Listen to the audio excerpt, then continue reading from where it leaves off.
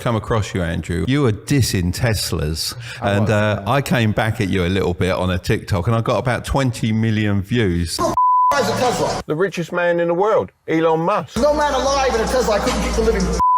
Listen, I don't have time to fight. Have your guys message my guys and we'll have a chat on my podcast. What are your views on Teslas now? You called Andrew out, didn't you? I did call you out a little bit. I remember. And I love Elon because Elon's let me back on Twitter. So I have nothing bad to say about Tesla or Elon anymore. I am just not a fan of electric cars as a whole because I think that we are being forced into the age of electric cars.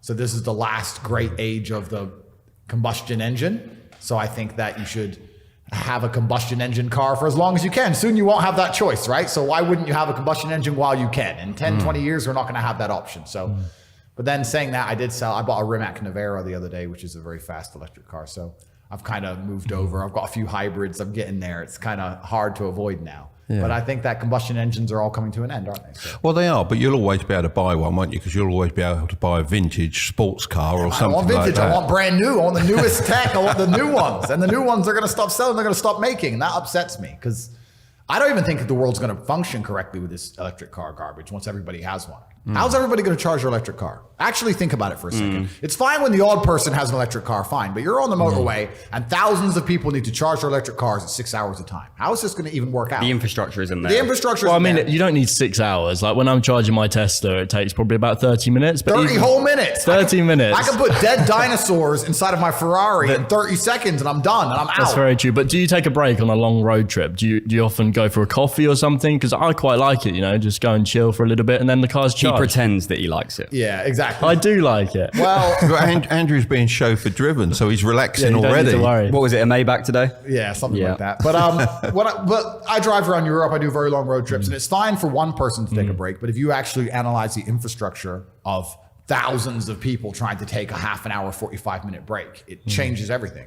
Also, the conspiracy theorist in me doesn't believe they're trying to push us towards electric cars because they care about the environment. I believe they're trying to push us towards electric cars for control because you can easily monitor an electric car. You can see where it goes. You can turn it off. Yeah, imagine lockdown and COVID with everyone having electric cars. Turn the cars off. Yeah. Turn everyone's cars off. It's a horrible thought. No, but that's what they're doing it for. Like, why else do you think they give a shit about the environment?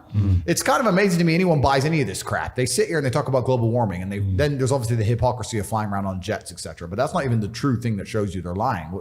The thing that shows you they're lying is the second they manage to launder enough money from the people and steal hundreds of millions of dollars, they go and buy beachfront property. All of them are sitting on beachfront houses. I thought they were scared of the rising sea levels. Exactly that. Now they don't give a shit because it's them. Oh no, let's buy a house right here, right next to the ocean. So they don't care about the environment. None of them do. And anything they do, there's Trojan horses in life. They're going to come along with something like green environmentalism. They're going to Trojan horse it with control, which is what every government ever wants. If you oppose it, you look like a psychopath because who doesn't love the nature and who doesn't love the world, right? But truthfully, if you look at all the agendas inside of it, it's about more control. And that's the garbage that goes along with it. And like you said, lockdown, it would have been very easy. I'll give you another example. Imagine there's a protest. Imagine people finally have enough and they get fed up and there's a protest and you start trying to drive towards the protest to join in to exercise your democratic right. You have to turn your car off. Now what are you gonna do, walk? And this is where all of this comes to. You have to understand that every single agenda that is being pushed in the world today, all of them come with the Trojan horse of control. And I don't want to be controlled on that level. I want my car to work. I want to start it and it move. And make noise, lots of noise. And noise, yeah, but I want, an electric car just doesn't feel like it's mine. I think there's definitely going to be a case that they're going to give speed limits and that will be controlled for electric cars without a doubt. And at the moment, of course, none of us break the speed limit, but if we wanted to, of course we can as an individual do that.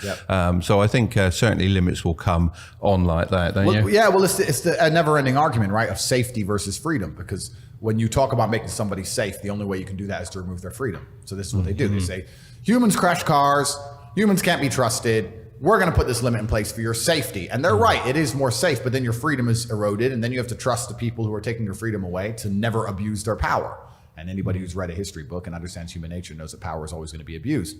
So it's unfortunate, kind of, it's hard on both sides. If you oppose it, they're like, well, don't you care about people who die in car crashes? And then if you say the other way around, it goes the other way around. So it's interesting.